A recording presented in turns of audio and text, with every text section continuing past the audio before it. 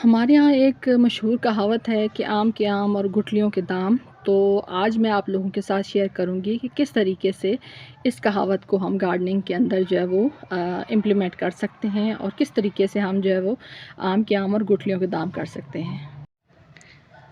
अस्सलाम वालेकुम, कैसे हैं आप सब? आई होप कि आप सब लोग ठीक ठाक होंगे और वेलकम है आप सबका आपके अपने YouTube channel my own garden पे। मैं आप लोगों के साथ डिफरेंट टाइप की वीडियोस शेयर करती हूँ और जो मेरा पर्सनल एक्सपीरियंस होता है मैं उस हवाले से भी कोशिश करती हूँ कि जो जो तजर्बा मुझे हासिल होता है मैं आप लोगों के साथ भी शेयर करूँ। मैं अपनी अक्सर वीडियोस जो हैं वो वेस्ट मटेरियल के ऊपर इस्तेमाल किस तरीके से आप गार्डन में कर सकते हैं उस हवाले से भी शेयर करती हूँ और साथ साथ जो आप अपने घर में मौजूद चीज़ें हैं उनको किस तरह से यूटिलाइज़ करके गार्डनिंग को आसान कर सकते हैं, ये सारी चीज़ें आप लोगों के साथ शेयर करती हूँ। और जो ऑर्गेनिक मुख्तलिफ़ फ़र्टिलाइज़र आप लोगों के साथ शेयर करती हूँ, उसका भी मकसद ये होता है कि मैं ख़ुद उनसे फ़ायदा उठा रही हूँ तो मैं आप लोगों को भी बताती हूँ कि आप लोग भी इस चीज़ को ज़रूर जो है वो अपने गार्डन के अंदर करें ताकि आपकी गार्डनिंग आसान हो। तो आज जो है वो मैं दो चीज़ें आप लोगों के साथ शेयर करूँगी और दोनों फ़ायदे मुझे हासिल हुए हैं तो मैंने कहा मैं आप लोगों के साथ भी शेयर करूँ।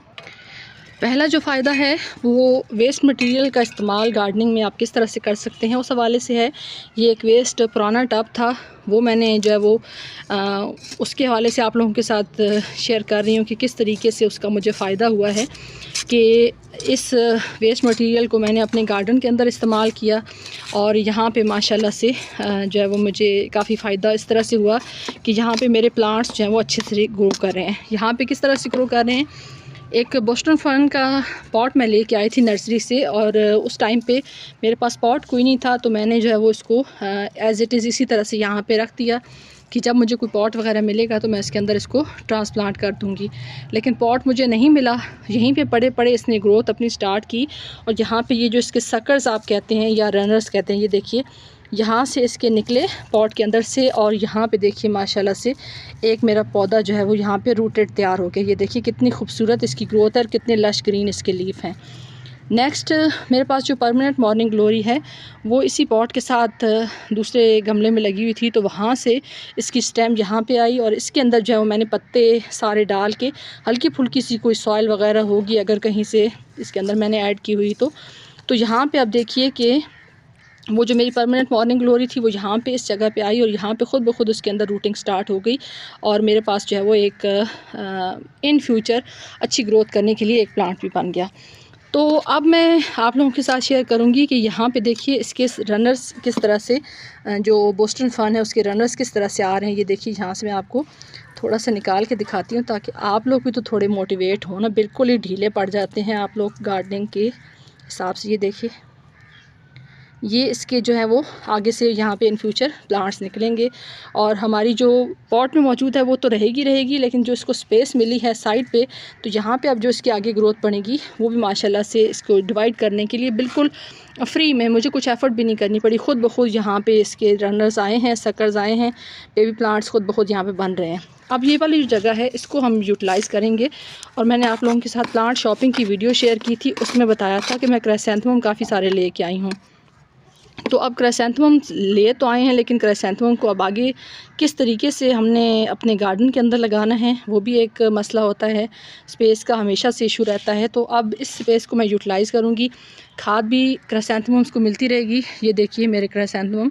और यहाँ पे इनको स्पेस भी ज़्यादा मिलेगी कि यहाँ पे जब इनके आगे फ्लावरिंग के बाद सकर्स निकलेंगे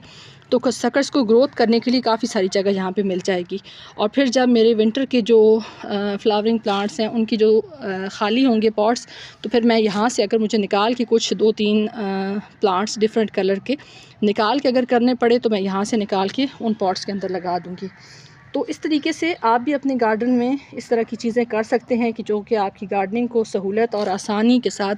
आगे चलने में मदद करते हैं। और फर्टिलाइज़र देने की ज़रूरत नहीं, मुझे बताने की ज़रूरत नहीं, देखिए कितनी ज़बरदस्त खाद है जो यहाँ पे बिल्कुल रेडी है और इसी के अंदर हमारे जो है क्राइसैंथेमम लगेंगे और इकट्ठे जब खिलेंगे इसके फ्लावर्स तो वो देखने में भी बहुत खूबसूरत लगेंगे। बेशक उसके अंदर मिक्स कलर हों लेकिन ये है कि नज़ारा तो खूबसूरत होगा ही ना। तो अभी इसके अंदर जो है वो मैं करती हूँ ये सारे प्लांट्स रिपॉट और उसके बाद फिर मैं आप लोगों के साथ शेयर करती हूँ। तो ये देखिए मैंने सारे जो पौधे हैं वो इसके अंदर लगा दिए हैं, और इस चीज़ का मैंने ख़्याल रखा है कि यहाँ पे जो सकर्स निकल रहे हैं, ये देख यहाँ पे ये जो हैं इनको किसी किस्म का कोई जो है वो इसमें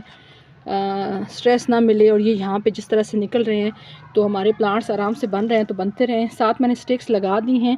कुछ जो है वो मैं अभी और स्टिक्स इसके साथ लगाऊंगी, और अब इसको पानी दे दूंगी। इसको रखना है तकरीबन 4 से 5 दिन, क्योंकि ये रूटेड है तो ज़्यादा टाइम नहीं रखना।